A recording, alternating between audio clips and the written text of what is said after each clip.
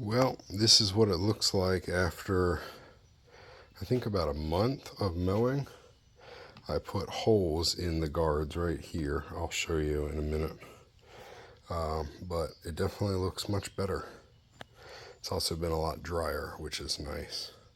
But this thing mows for over 12 hours a day unless it gets stuck on the charger.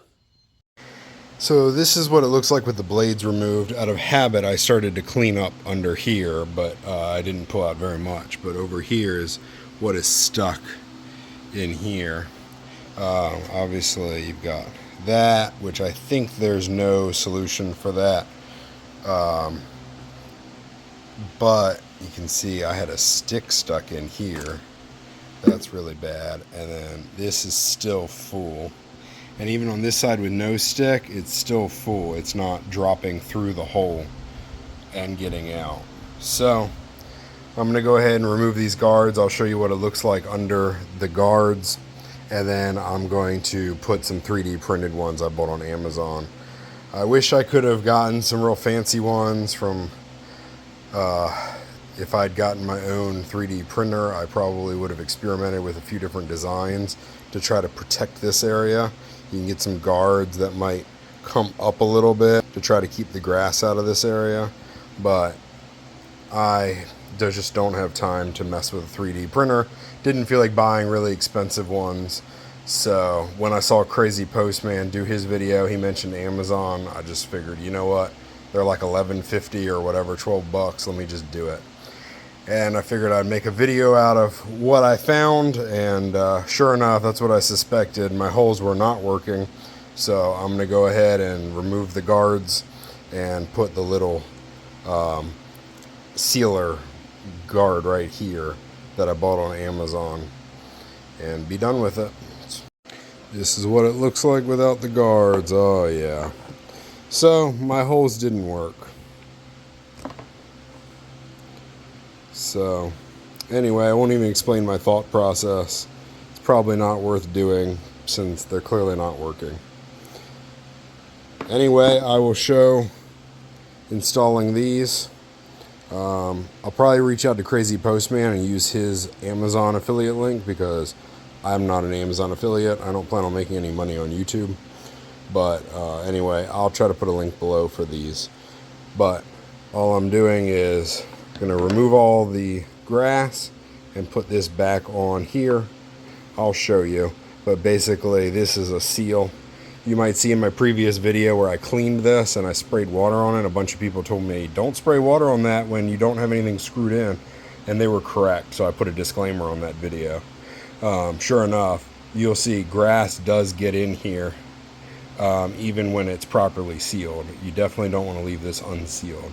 So you buy these, you put them on, and it seals it up. Again, I am interested. I know last year I saw people posting Etsy links. They were working on building something around here to try to prevent grass from getting in. I don't know where they are in the world, and I'm not sure if they were ever successful in doing that because you have to get your manufacturing tolerances a lot tighter. So it might work on their luba, but then they sell them and send them to you, and it might not work on your luba because of the manufacturing tolerances.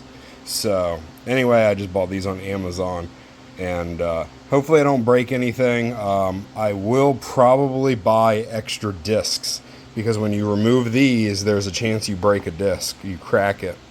And so I'll probably end up buying some extra discs in case they crack without the guards on.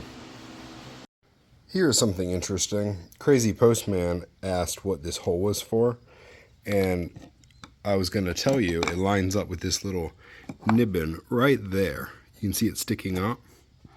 Check this out. I don't have one on my other side. So I actually had one of my motors replaced, and I don't know which one, on warranty. And so I'm not sure if the old one doesn't have it or the new one doesn't have it, but one of them has a little thingy and the other one does not. So if yours does, they do have a hole in their design for you. So that was nice. Whoever designed this clearly had those little things, and so that's good, or they'd all be going out and causing problems most likely. So anyway, hopefully that helps. Also, what I'm doing now is I'm using these to pull the grass out from under here. I haven't decided if I want to remove these or not. I've removed them a couple of times. You have to be really careful to make sure you get them on and off tight. You can see I've scuffed it up a little bit trying to get this nut off. You have to hold this from spinning while you spin this off. And so anyway, I try to minimize how often I do that while also getting as much grass out from under here as I can before putting it back to work.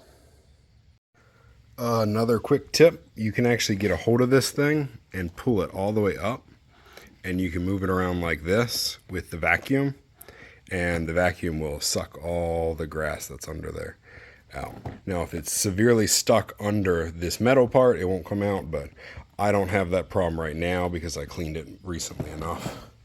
So anyway, that's a suggestion. Rather than pulling on this too hard and pulling it to the side and ripping, you just get it to pop up, and now it's stuck. You get it to pop up, and once it's up, then the air from the vacuum can get in there and suck it out.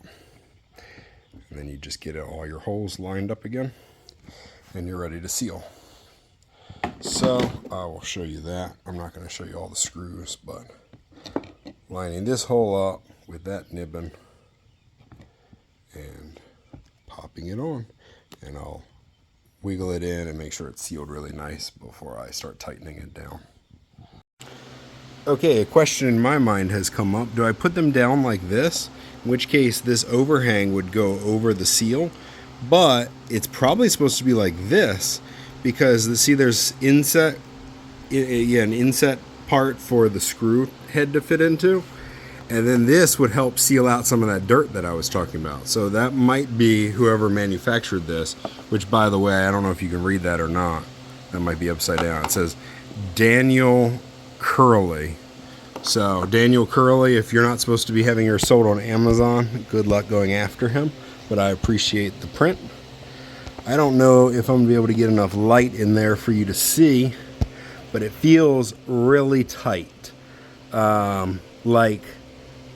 Boy, I hope it's not rubbing, because this is not going to spin, but the plate is going to spin. So if they're touching each other, one of them's going to rub down until they don't touch anymore, and there might be a lot of friction and heat before that happens. So, boy, I'm going to have to really feel it out. I'm going to tighten it all down and give it a try, and I'll let you know what I decide. It's really hard to see in there even with a flashlight, but basically you see how you have these little nibs that fit into these holes, and then these holes line up with these holes that have threads, or that hole with threads. So what you can see here is this does not go into the nibs.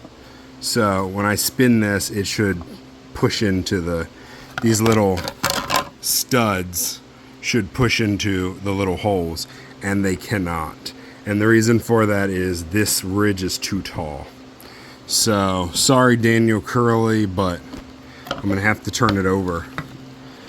I don't know if there's different plates. I have the Luba 2 5000H, the high version. I don't know if people have different plates or what, but for me, there's no way for me to tighten that down. It's not touching, so it's lifted too much. So I'm gonna have to turn it over. So this was probably by design, because you notice this ridge here matches that ridge, and then see the second ridge, and so this perfectly goes over the stripping there. I don't really know what the point of that is, other than just to help protect it, because that does take a bit of a beating. But then maybe somebody can explain. Oh, the little hole area, the insert area that he's put here, is so that way this metal part right here can slide up in there and be fully tightened down. Okay, that's fine to get a good seal. I get that. The downside is that the screws stick out, which will make them a little bit more sticky, but hopefully you never have to remove these. But if you ever do need to clean in here, you will need to remove these, and they'll probably be stuck pretty good. You'll see the originals had a little insert area. So see how it's insert on this side and this side? That's really the ideal design. I'm putting the plates on backwards. This plate goes over here. That way it'll spin the opposite direction and wear down the other side of the blade. Also, this stuck on grass. Little pro tip, it's hard to do on camera, but if you just spin these, I would say backwards, but I don't actually know which way is forward. So spin them both ways and see how the grass just kind of works its way out. And yeah, and then when you can grab it, you can grab it. But yeah, that's all I'm doing. It's a lot easier to do it after they're mounted. So while it always seems like, oh yeah, I should clean it while they're off, I find it easier to clean when it's on. That way the plate's not so floppy. But yeah, that's all I'm gonna do, and I'm done. This project is over. I might give an update, I don't know. If there's nothing interesting happening and I'm busy, I might not. I feel bad. I promised some updates last year and never got around to it because honestly there just wasn't anything interesting to say. I coated this. This is the same Luba that I coated, and it was really hard to tell, to be honest, whether it did any good, especially with these guards on. You can see here that like this area, this is the back wheels, this area is definitely not sticking as bad, but for the most part I think all that coating I put on has already worn off.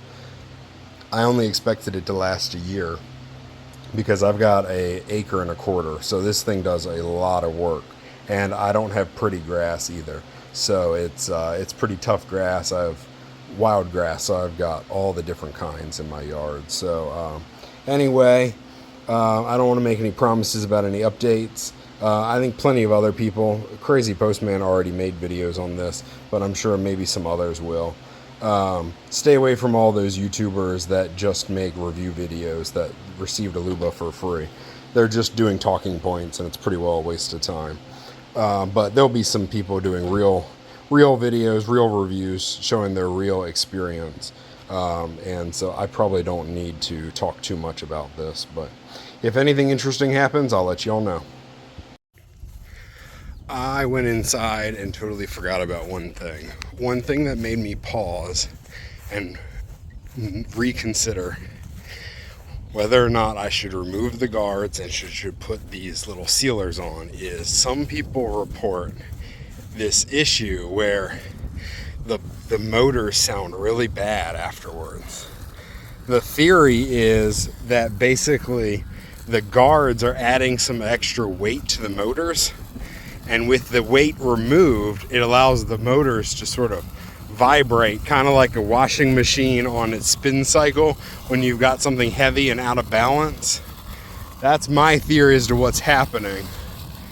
It sounds totally normal to me, so I think I lucked out, but I guess you would have to be really careful to make sure your discs do not have extra junk on them adding a weight that would be out of balance.